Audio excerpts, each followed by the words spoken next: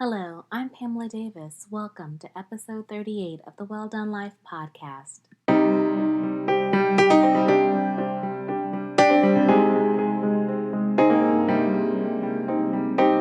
Welcome back to episode 38 of the Well Done Life podcast. I'm your host, Pamela Davis.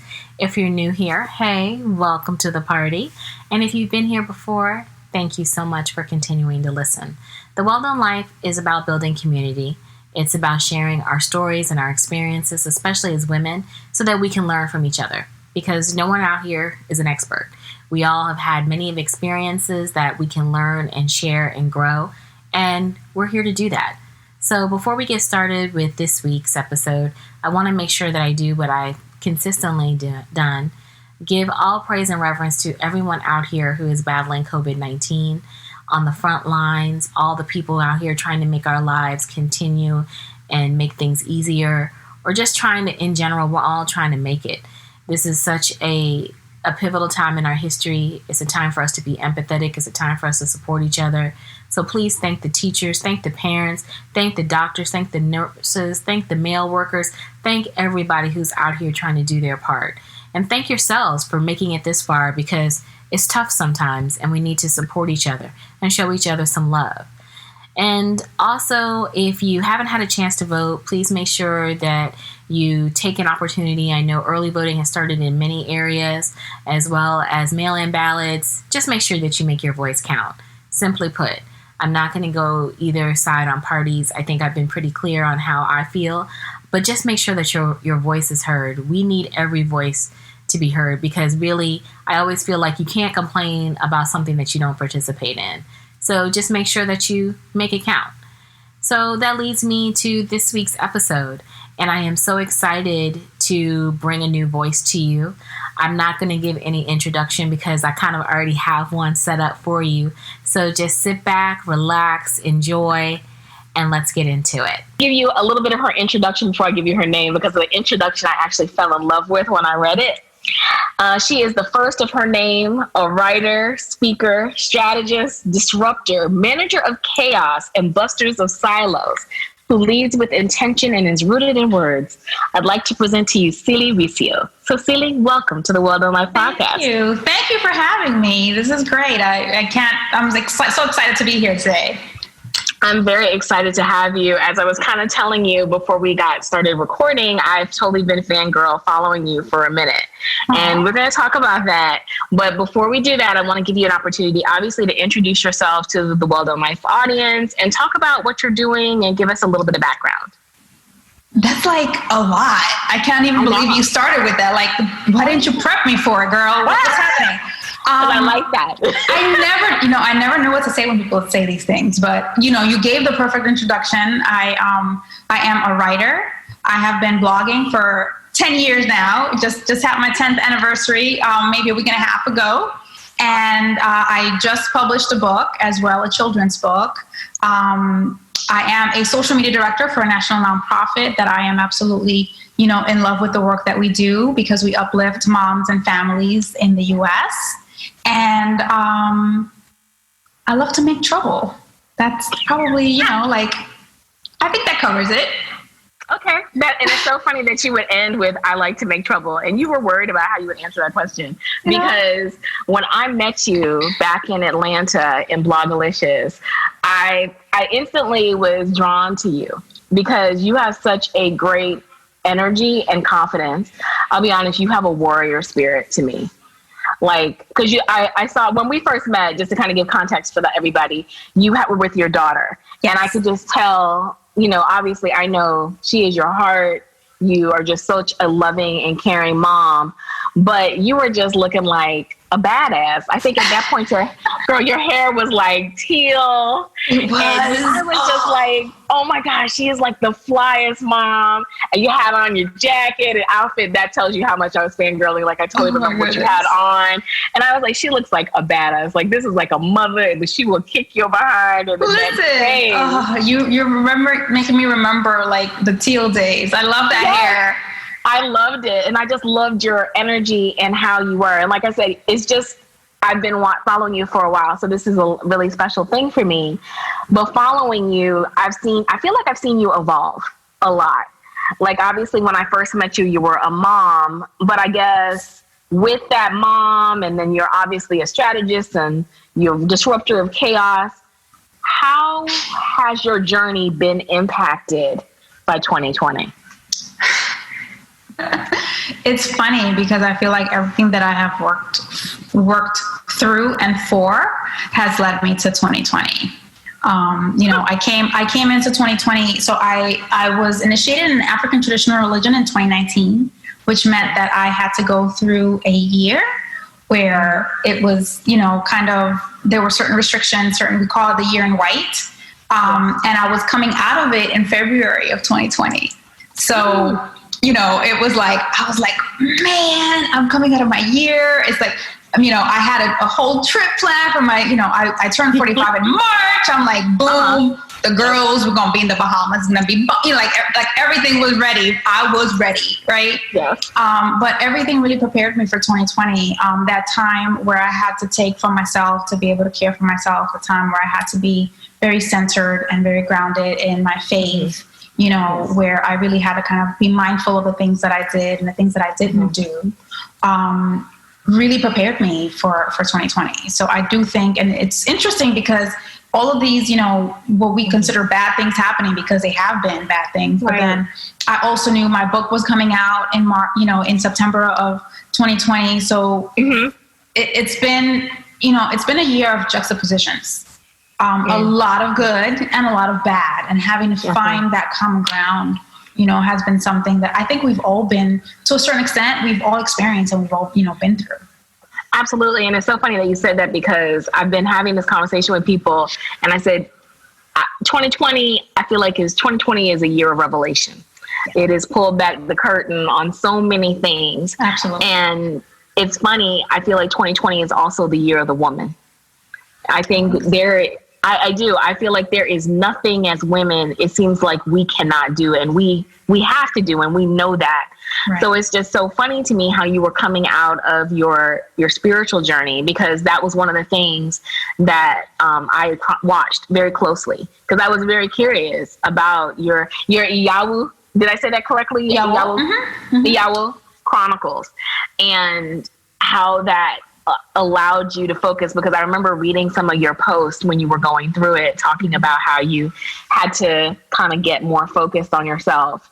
And as a mom, and obviously as a disruptor of chaos and a strategist, how did you allow yourself to really surrender, even though I know that's your word of 2020, to get into that space to do it? Because that makes me think, if you said that's a preparation point for you going into 2020, what was some of the most, can you share a pivotal thing that happened during that time that helped you really look back on it for right now? I think some of what we were talking about, like some of the things that we've experienced with having to basically quarantine ourselves and isolate ourselves, I wasn't out in the streets, right? I couldn't go out in the same way. I wasn't at restaurants. So all of these things is really funny, because I'm like, it feels like it's just been I'm in my Yawará for another year. That's really what it feels like, because it was some of the things and restrictions that I had as well. Being able to be, good with being home, right? We've experienced that, being able to be good and be okay with being with myself, by myself. All of that, I think, were things that I experienced during my year that I've had to carry on into this year, and really trusting my faith, right? Yeah. Ultimately trusting my faith that I'm doing the right thing, that I was doing the right thing, and that, I'm here for a reason and a purpose, in spite of everything that's going on in the world, really being rooted in that, and that's the reason why, in I think March of 2019, I rebranded, which was very difficult for me, because I have been my mommyhood since 2010. Wow. And, knowing that I was going to be, so I found out about that the book was going to happen in actually the day I was leaving to go into my initiation process. I always say that was my gift. So I got the call as I was packing my car to leave. And so I knew it was coming, and I wanted to make sure that, we came back to something else because my mommyhood, you know, I never outgrew that. That's who I am. But it was also, I felt like a lot of people kind of saw the title and automatically thought I was a mommy blogger, which always, you know, like annoyed me to a certain extent because I started the blog in 2010 after I had gone back to work as an IT project manager and had my child, and I was caregiving for my mother who had cancer. So it was all of these things, and it was really around how I was still myself and how I was still this woman with all of these different tasks that I was doing. Not necessarily around, you know, all things parenting, but really all things women. Yeah. And so it was really interesting to me because it felt like I kept having to explain that when I would meet with brands and I would talk. It's like, you know, I never considered myself a parenting site because I was talking about my experience and my journey, and it, you know, my journey with parenting and caregiving and, you know, grief then when my mom passed. Yes. So it was very much around all of these things. So when I had to turn around and then give that up to kind of be myself and rebrand, and I rebranded obviously because of that, but I chose that word rooted, you know, like the blog now it's on cdvicio.com, but I wanted the blog to have its own name, and it was rooted because it spoke to so much of who I was and what I had become in all of these years, you know, to be able to be grounded and rooted and be able to, you know, basically bloom into what I have been blooming into. So there was a lot of that thinking, and my brother was the one that was like, pick one word. And and he's the one that made me, I was like, oh, I hate you, you know, what do I call this thing? And we started talking about how I had grown and who I had become. That's the word that kept popping up. So that's what we went with. That so resonated with me because I've gone through that journey myself. Because when I started blogging, I blogged as two chicks and one old lady because I take care of my mom and my younger sister lives with me. And I understand what you're saying because when I first met you with my mommyhood, I did make the same assumption that you were a parenting blogger. But I was like, she seems like such a warrior because I know you were talking so heavily about your endo journeys and so many other things. I was like, this doesn't just that one niche. She's so much more than that. And I understand what you're saying because it's hard to try to explain to people one thing because they're only seeing that one image in their mind when they hear the name, and perception is reality for a lot of people. It sounds like a lot of those experiences that you've gone through, especially with your mother, and I can only imagine because I know, it's a journey. Caregiving is not easy on any side. Not at all. It's rewarding, but it is a journey. So caring for your daughter and then caring for your mother at the same time, like I said, you're an endo warrior. You're also fighting for moms. How do you stay motivated doing all of that? You know, when it started, I think I was in corporate America. I had gone back to work, and my mom was going to be taking care of my daughter. So it was like really easy peasy, lemon squeezy, right? First week I'm back at work, my mom gets sick and has to go into the hospital. And so we got the diagnosis probably about a month and a half later. And so my daughter was about 4 months old when my mom was diagnosed with cholangiocarcinoma, which is bile duct cancer, which is very rare, but also very deadly because normally it's found very in late stages. So we were lucky that we had 10 months with her because normally it's not as long, you know? So that journey was a lot and having to, you know, process what was happening and knowing spiritually what would happen. I don't speak about that often, but, you know, it's come up recently with just that idea where the day that my mom went to the hospital with stomach pains, I fell out and I just, you know, had a whole crying fit. And my daughter's dad was like, what's wrong? Like, what, you know, why are you like this? She's just, you know, she's having something, she's fine. But I knew then that this wasn't going to end well. You know, 10 months, I knew that it wasn't going to end well. And so we fought and we did everything we could. to make sure that, she had the life that she wanted, and that my daughter was still cared for in her home. So it was really funny. We got super lucky. We found another caregiver that would come, and she actually demanded, like, she couldn't come to my house. She had to go to her house. So in the mornings, I had to, like, drive to my mom's house, drop my child off. The caregiver would be there. And, it was like this. So my daughter spent 10 whole months with, additional months with her grandmother. But all of that just shaped so much of what I do and what I know now. And all of that, my mom would always be like, we need to start a business. We need to start a business. Like, that was her thing. My mom was a hustler. My mom, like, that's just what she was. That's who she was. My mom worked a blue collar job. I was never without. If I needed something, money would just, and I would always say my mom made magic out of money. Like, I don't know how it happened. And honestly, on her last job that she had, she was working at a school, like janitorial staff.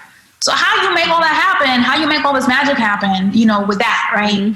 And so just being able to have that, and that's where I come from. I come from women that make magic. That's really all it is.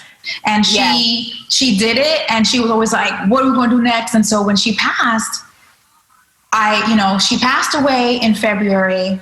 I broke up with my daughter's father in like April, May. Wow. And I lost my dream job in September. Whoa. So let's just, this is like three major things that happened. Yeah. And so, I remember, like, I was one day, like, driving. I'm like, yo, this is crazy. Like, literally, I'm arguing. I argue with God all the time. I know, like, I'm on his nerves. Okay. I'm on his last nerve, because he'd be like, girl, why are you talking to me like this? Girl. But that's okay. That's why that's how I do. Yeah. That's how I do. And I remember I could tell you where I was driving. I was on University, and I'm like, yo, what do you want me to do? Because I'm trying to figure out what's happening. I took some time.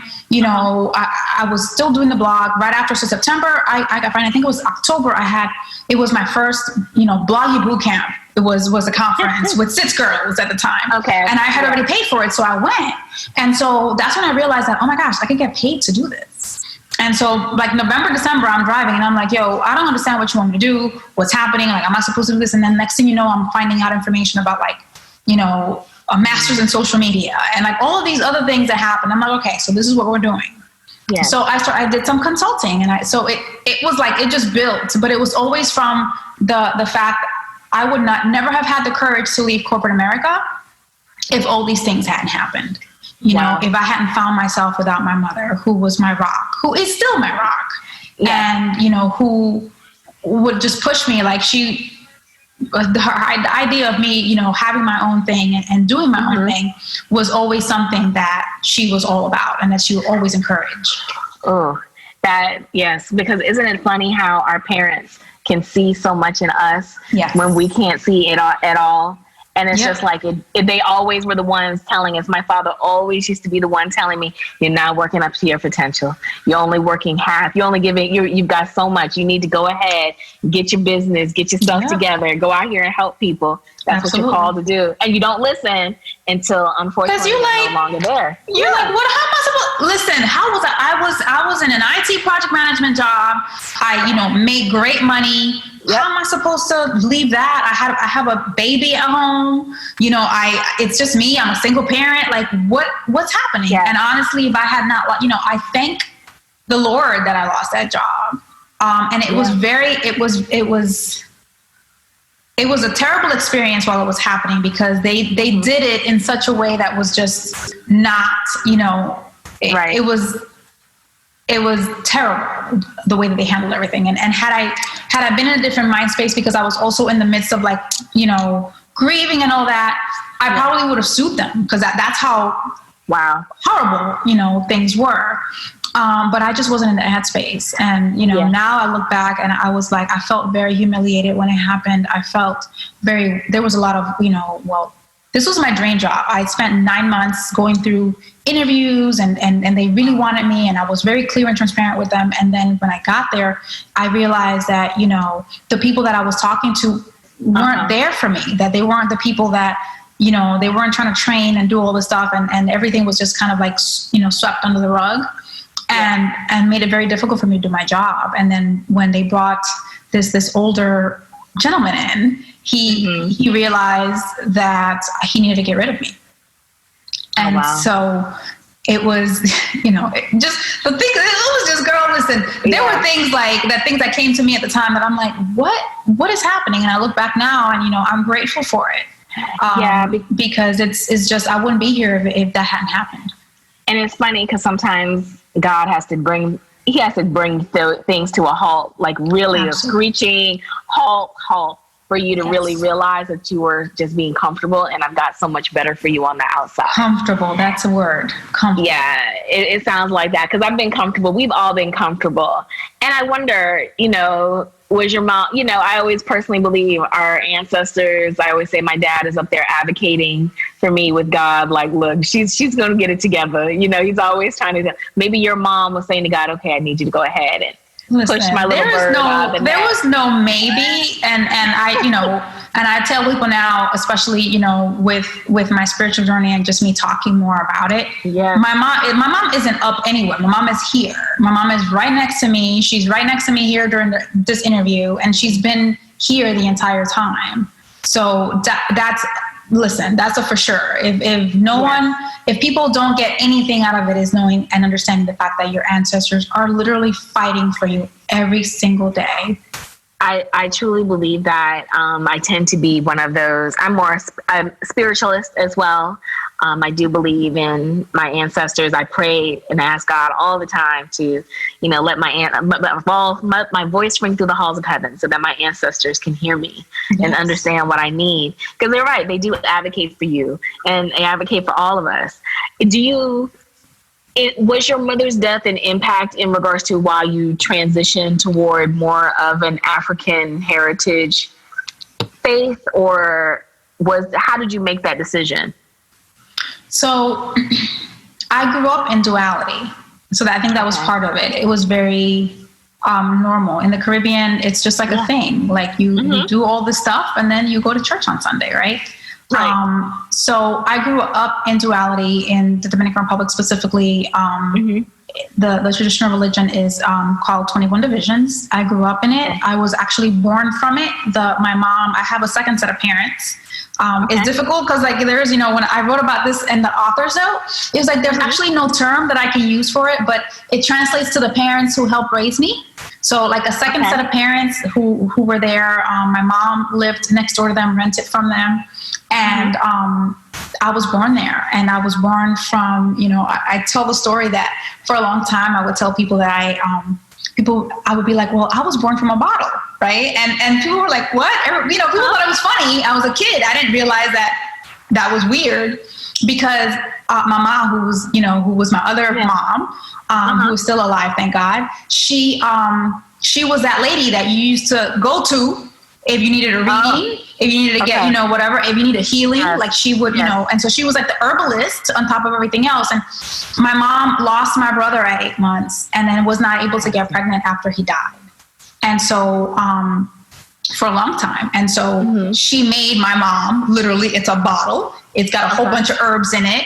And my mom had to drink it for a certain period of time. And then the next time that my dad came to visit, because my dad at that point was already living in New York City, she got pregnant with me. Right. Wow. And so I would always be like, I was born from a bottle. Like, that's who isn't born from a bottle? Pamela, what is that? So, I was deeply rooted in that. My name comes from a deity in African traditional religion because of a dream my mom had when she was 7 months pregnant, where she was told she was going to have a girl and what to name her. So all of these things I always knew and I always had. I kind of stepped away from it for a while just because of everything happening I think, from a perspective of society, I had gone into college, and then it became, I was a psychology major, and it was this very big left brain, how does this make sense type of thing, right? And so I had always known that. My mom was very clear. My mom would always say, my faith is my faith. I could walk into any church and be comfortable because I'm rooted in what I believe. And so that happened. And then when she passed, I really remembered that connection, because that connection doesn't go away. Right. And she brought me back to that connection. And so that started walking that way, where I felt her and I knew she was there. And it was very clear to me, especially with my daughter. My daughter was very young. And there were things that my daughter was doing that I was like, okay, who are you talking to right now? Because this isn't normal, you know? Right. And it was just like, that's what it was. And so that was the beginning of it. I think the social political things that happened as well as we moved forward. Because I was going to, I wasn't going to a Catholic church. I never felt really connected to Catholicism because it felt very much like I had an issue with having like a middleman between God and I. So, I understand. I was going to a non-denominational church. Girl, I taught Sunday school. Understand this. I was like, that was it, because I believed in what I believed, and I have faith that there was someone there for me. And so, when my mom died, though, it really became, and then when all of the things started happening as we went into the 2016 election, I mean, I had already kind of started digging back in and getting back into that connection that I already knew I had. And then the election kind of sealed it for me. Because it was really hard for me to go back and sit in those pews knowing that the person next to me was actively voting for my demise. Yes, I can understand that. Yes. Because, I mean, a lot of evangelicals, came out in support of President Trump. And it does definitely make you look at, obviously, the structure of the church at that point. But I agree with what you were saying. It's our history. And that's what I found so fascinating, because we are not taught that. We are very disconnected from our African heritage. So when we know it's a part, my parents are from the South. So I always grew up hearing stories of Dr. Buzzard and Minerva and all of those different aspects of myself, but definitely not being able to apply it into my normal life, because that's just not how we grew up. But my parents always made a point to say, there is more than what you will hear in the Bible. Understand that. We come from our ancestry that does prescribe. I mean, there are Orishas, there is so much more to us than that. So I was very curious about your journey, because I'm like, it's a natural curiosity in me. And then it sounds, quite honestly, like you're an empath. I am, to a certain extent. And, and I love that you said that your parents taught you that, because I think specifically, my daughter one time had asked me, we were, it's funny because I'm like, if anybody is like eavesdropping on any of our conversations, we were at a restaurant that one time, and we were talking about it, and she was like, well, she was speaking specifically around like her dad and all of that. And like, well, why is dad just learning about this as well? And so we had the discussion around, and I try to be really clear about this. Like, the only difference between our ancestors, the ancestors that were brought to the South in the United States, and those that were in the Caribbean, were the people that brought us there.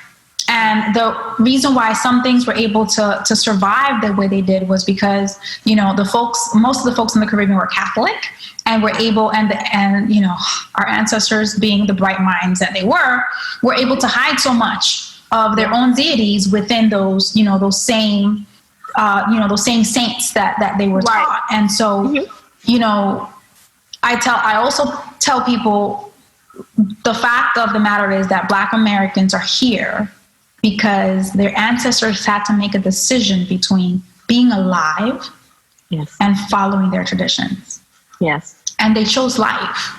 And that's fine too, because within that, here we are, and there's like a revival in, Black Americans wanting to know about African traditional religion. So it never left. But for me, I always have a special place in my heart to celebrate, those Black American ancestors that gave so much, knowing that one day, their descendants would still come back to, the same things that they knew.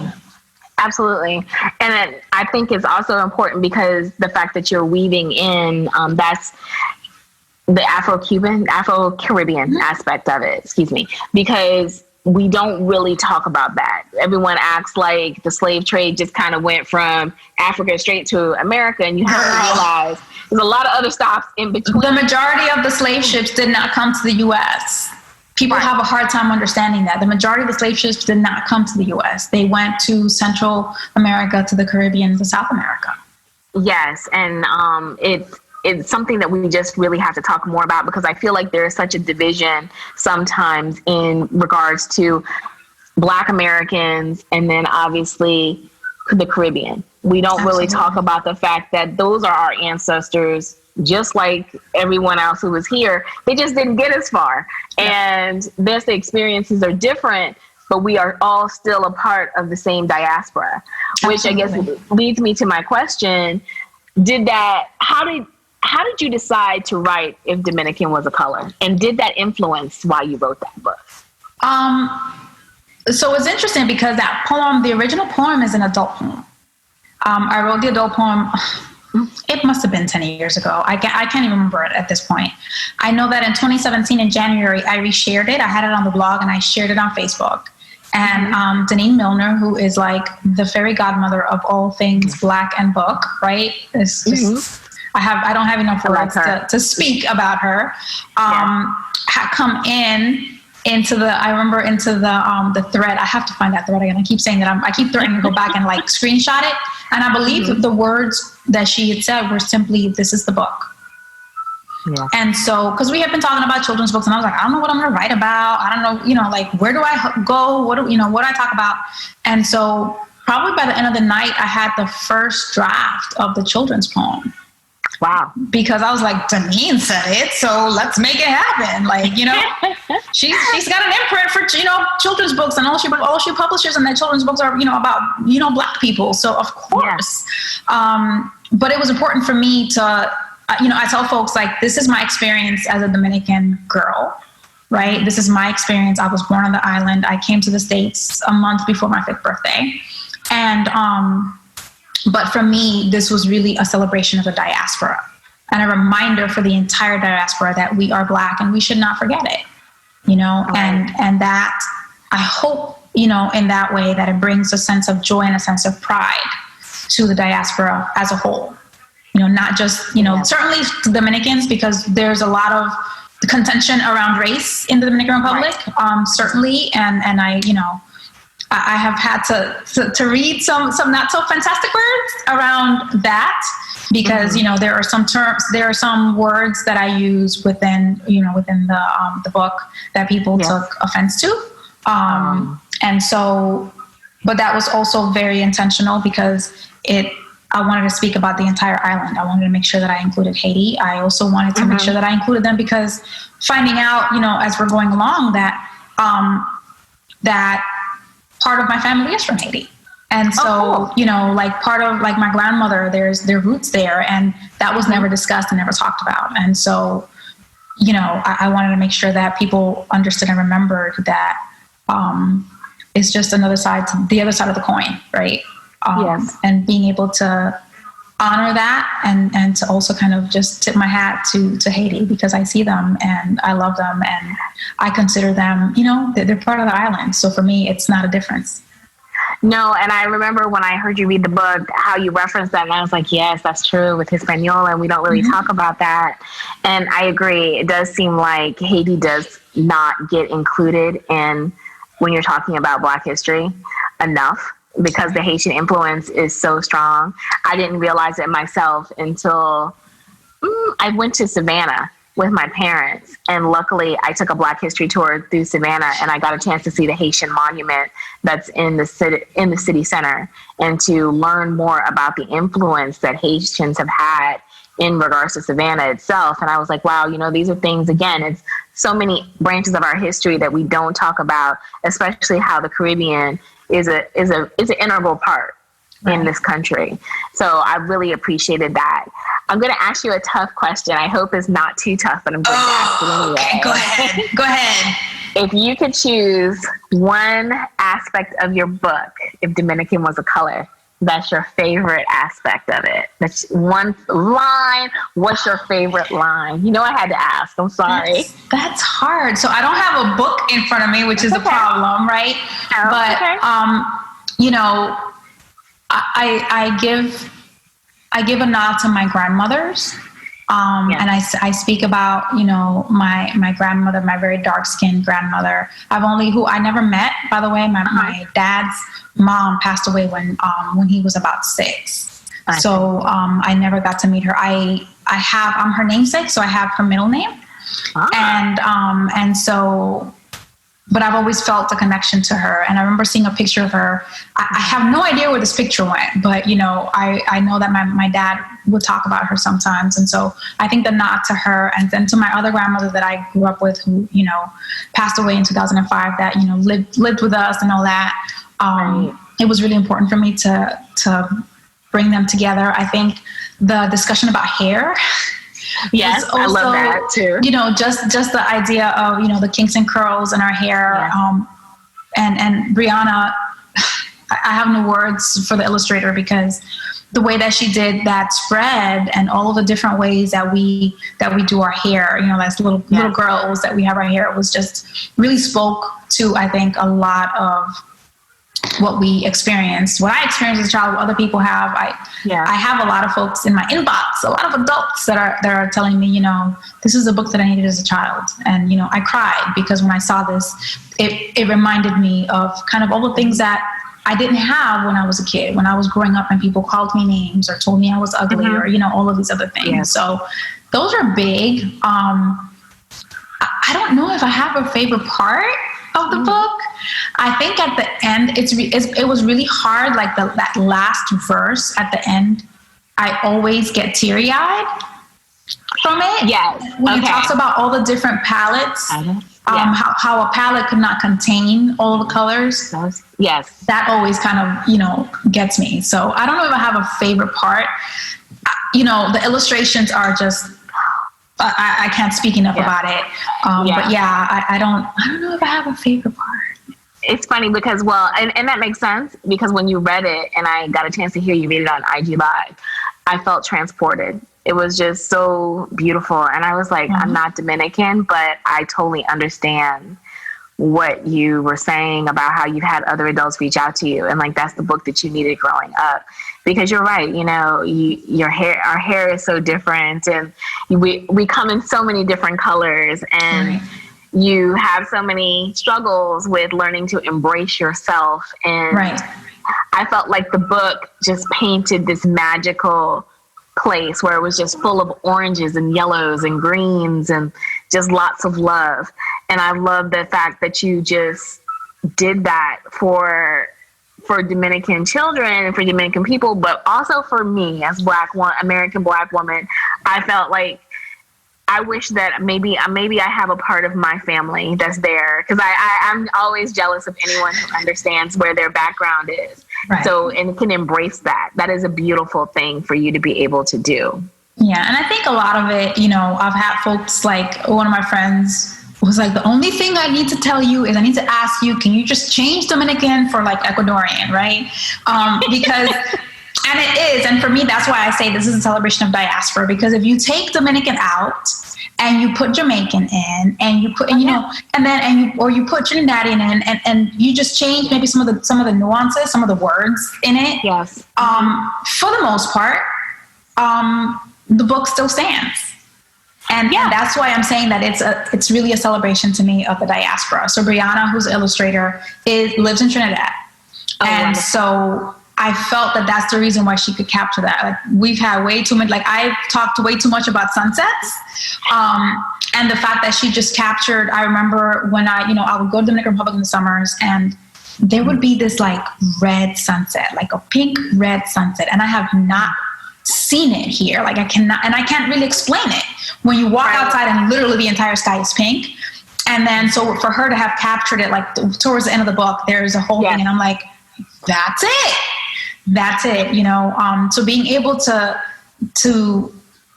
tell my story as I remember it as a child and all the things, and being joyful about it, but also knowing that there are other kids that could be like, well, I'm just going to change Dominican and put whatever I want in here. I'm okay with that. I am absolutely okay with that, because I want people to just see themselves in the book and to be able to see the diaspora in the book and celebrate it.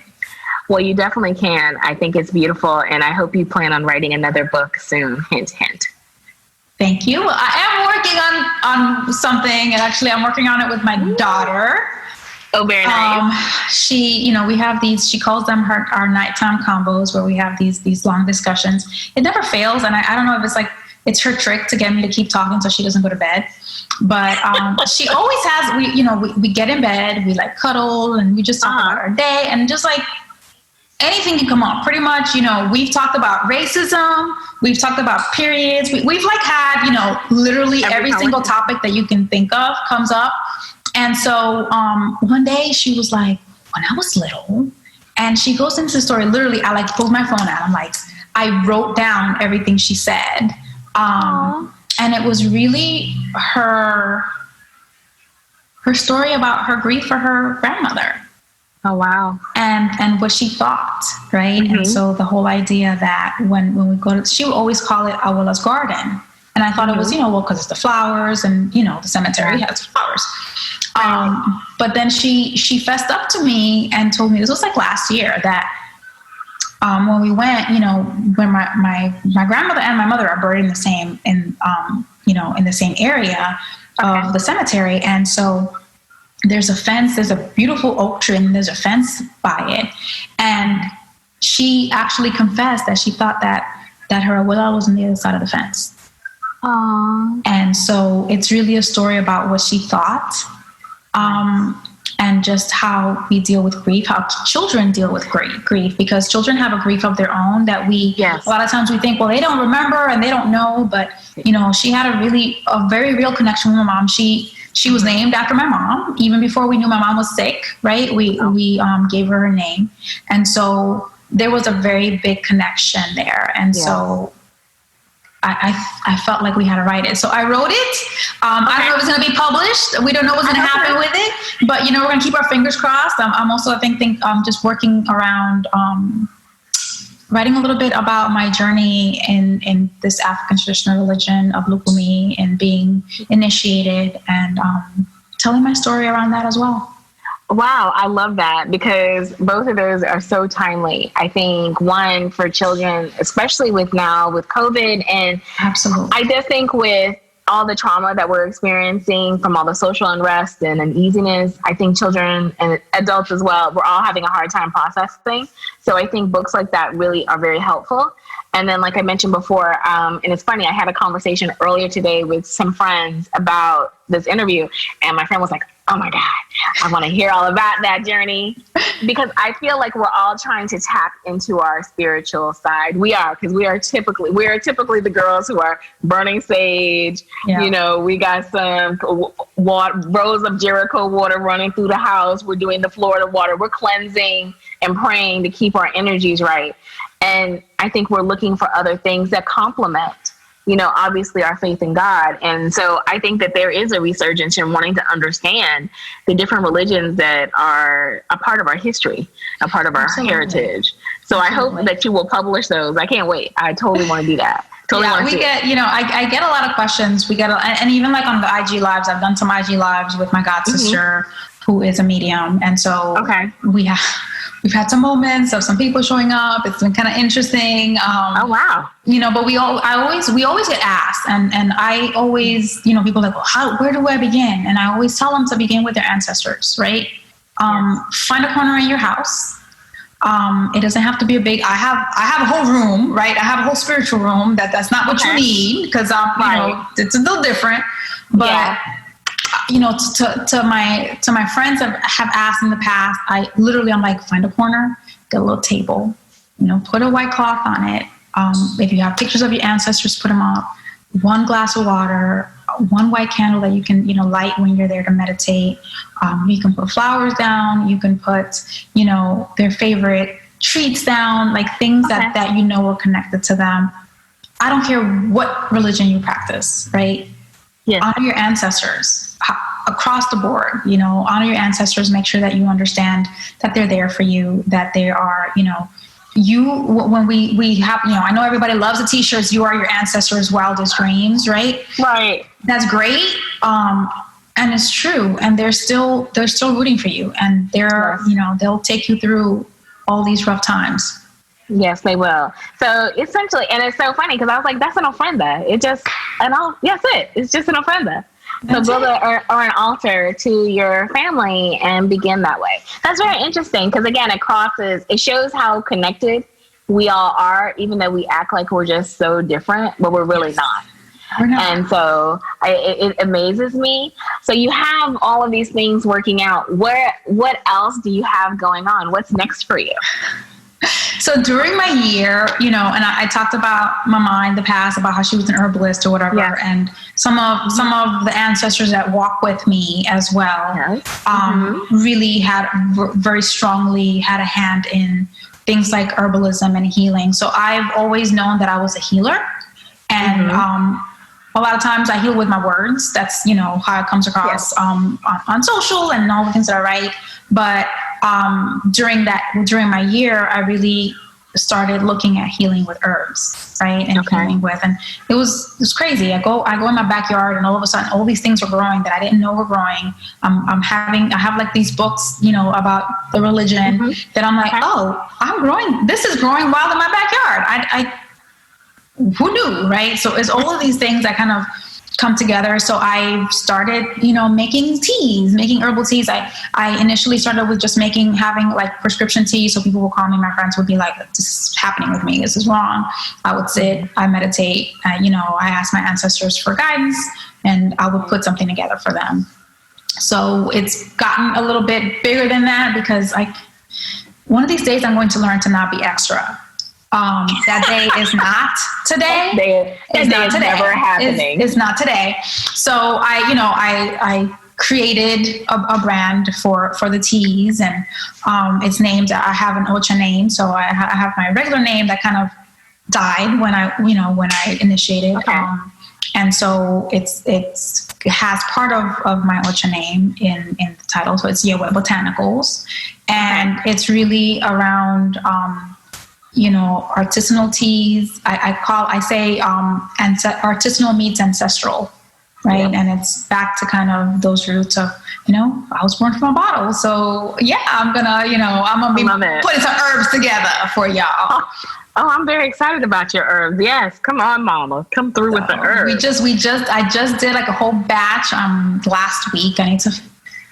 I'm trying not to like go extra and do 35 websites and all that stuff. So I have my first batch, and they'll be going on sale at some point in time soon. I have some custom orders. I don't usually take, it really depends on how I'm feeling, because it does take a lot of spiritual energy for me to put some of this together. So, I do some custom orders for some, close people that I know need it. But I'm just playing around with, getting to know this other world of healing the way that our people are used to healing us. I love it. It fits. It fits. Like I said, I keep hearing you're a warrior. You're a healer. That is amazing to me. So I like to ask this question of everyone. I'm going to ask you too. This might be another tough question, but you can do that. But first, you are never not going to be extra, Mama. You're just going to be extra, I think, for the rest of your life. Girl, it's tiring. It's tiring. Please. I just want to do something simple. I just want to do one little simple thing. That's it. Because it's tiring being extra. I don't want to do it. Too bad, because that is your life. That is your life. You can just hear it and see it on you. And that's just what you're supposed to be, because we need that extraness. But my question is, with that, what is one thing that you want everyone to know about you? Just one thing. I think I go back to what you said. I'm a warrior. My mother was a warrior. The mother that helped raise me is a warrior. The Orisha that's on my crown, Oya, is a warrior. Yeah. She went into battle with the men. And so I've never had a choice. Like, even if I wanted to, I am not the damsel in distress. I am the damn warrior every day, every single day. And I think as time has gone by and I've been, able to, have this Orisha living in my home, because basically my home is a temple. I have living Orishas in my home. As I have been able to commune with, with my crew and with, my crowning Orisha, that's the one thing she does not let me forget. I am a warrior. And on top of that, I have an entire army behind me. So I can't fail. I have an entire army behind me. Like, what you want? I don't think you want none of this. You don't want none of this. Yeah, I was just about to say that. They don't want none of that. But They don't. Yeah, they don't know. But you're a warrior, but to me, when you're on somebody's side, that's where I bet you go hard in the pain. You really go hard. Listen, I go to battle for my people day in and day out. My friends will tell you I don't play. I don't play with my family. So, I believe that about you. I guess, and my last and final question is, ma'am, how can we support you? Where can we find you? Because obviously we need to, I need to make sure we keep you on the right side. You can find me. I am Steely Ricio everywhere these days. I am missing my mommyhood. I still, I kept those handles because I was like, I want nobody else to get these. You can't. But I don't live there. I don't live. It's like my rental property that's empty. But you still own them. But girl, they're mine. That's right. I still, you can find me at Steely Ricio everywhere. SteelyRicio.com. The same on Instagram, on Twitter, on Facebook. So come talk. Let's, and tell me, let me know if you have any questions. We do an IG live on Thursdays. We do kind of go into the B side of, I found that as I started doing this, that, things were going over. So we do a B side where we talk more about, spirituality and things like that. And folks always have questions. So I'm always open to answering them and, answering whatever comes up. Cause folks have questions and I'm here to, I don't know everything. I'm a baby in the religion. I tell people that all the time, but if I don't know the question, I'm gonna find, if I don't know the answer to your question, I'm gonna find somebody that does.